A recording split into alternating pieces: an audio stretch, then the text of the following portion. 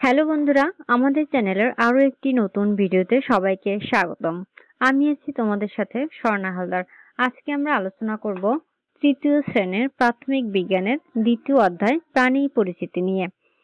প্রাণী পরিচিতি এই অধ্যায়টির উপর আজকে আমাদের 5 নম্বর ক্লাস। আজকে ক্লাসের আলোচনা করব কীটপতঙ্গ পর্যবেক্ষণ। বন্ধুরা, তোমরা তোমাদের পাঠ্য বইয়ের 19 নম্বর পৃষ্ঠাটি খুলে লক্ষ্য করো।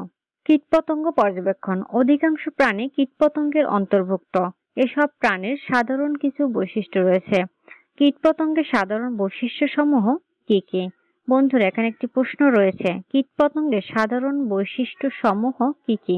চলো উত্তরটি দিয়ে নেই। প্রশ্ন, কীটপতঙ্গের সাধারণ বৈশিষ্ট্য সমূহ কি কি? উত্তর, কীটপতঙ্গের সাধারণ বৈশিষ্ট্যগুলো হচ্ছে, এদের দেহে 3 জোড়া পা থাকে, মস্তক, বক্ষ, উদর থাকে, দেহে হাড় থাকে, দেহ এক ধরনের শক্ত খোলস বা আবরণ নিয়ে ঢাকা থাকে। বন্ধুরা, এরপরে লক্ষ্য করো কাজ। কীটপতঙ্গের বিভিন্ন অংশ পর্যবেক্ষণ। যা করতে হবে: 1. শ্রেণীকক্ষের বাইরে যাই এবং যে কোনো একটি পতঙ্গ সংগ্রহ করি। 2. পতঙ্গটির দেহের বিভিন্ন অংশ পর্যবেক্ষণ করি এবং পর্যবেক্ষণের ভিত্তিতে নিজের খাতায় এর ছবি আঁকি। 3. সহপাঠীদের সামনে নিজের আঁকা ছবিটি প্রদর্শন করি এবং পতঙ্গটির দেহের বিভিন্ন অংশের সাধারণ বৈশিষ্ট্য সম্পর্কে আলোচনা করি। যা করতে হবে: 2 নম্বরে ছিল পতঙ্গটির দেহের বিভিন্ন অংশ পর্যবেক্ষণ করি এবং পর্যবেক্ষণের ভিত্তিতে নিজের খাতায় এর ছবি আঁকি। উত্তর, নিচে পর্যবেক্ষণ করা একটি পতঙ্গ মৌমাছির ছবি আঁকা হল। 3. সহপাঠীদের সামনে নিজের আঁকা ছবিটি পর্যবেক্ষণ করি এবং পতঙ্গটির দেহের বিভিন্ন অংশের সাধারণ বৈশিষ্ট্য সম্পর্কে আলোচনা করি। উত্তর, নিচে আমার আঁকা পতঙ্গ মৌমাছির দেহের বিভিন্ন অংশের সাধারণ বৈশিষ্ট্য সম্পর্কে আলোচনা করা হলো। চোখ। মৌমাছির 5টি চোখ থাকে। আবরণ। মৌমাছির দেহ কঠিন বম দ্বারা আবৃত থাকে, যা 3টি অংশে বিভক্ত: মাথা, বুক এবং পেট। ডানা। মৌমাছির 2 জোড়া পাতলা স্বচ্ছ ডানা আছে। পা।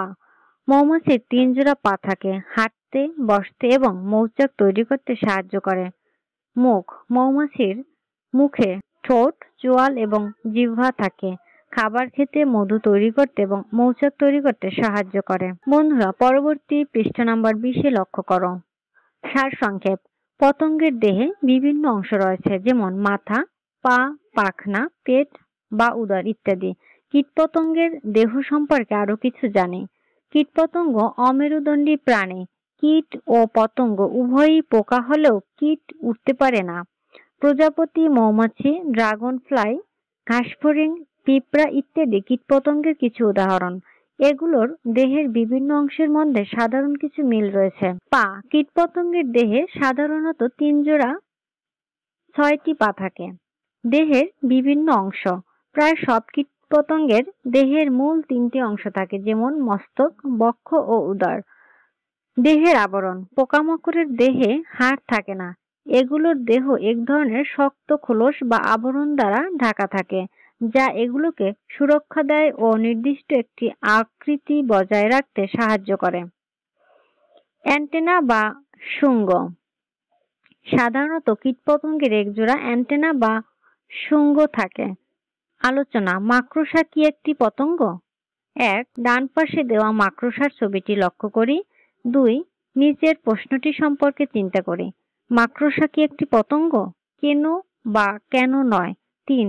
সহপাঠীদের সঙ্গে আলোচনার মাধ্যমে প্রশ্নগুলোর উত্তর খুঁজে বের করি। বন্ধুরা, এখানে প্রশ্নটি রয়েছে, মাকড়সা কি একটি পতঙ্গ? কেন বা কেন নয়?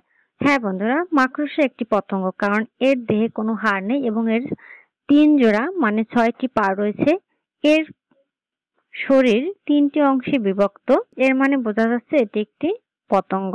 আজকের ক্লাসটি এ পর্যন্তই শেষ। আগামী ক্লাসে আমরা আলোচনা করব চলো পারি কিনা দেখি এই বিষয়টি নিয়ে।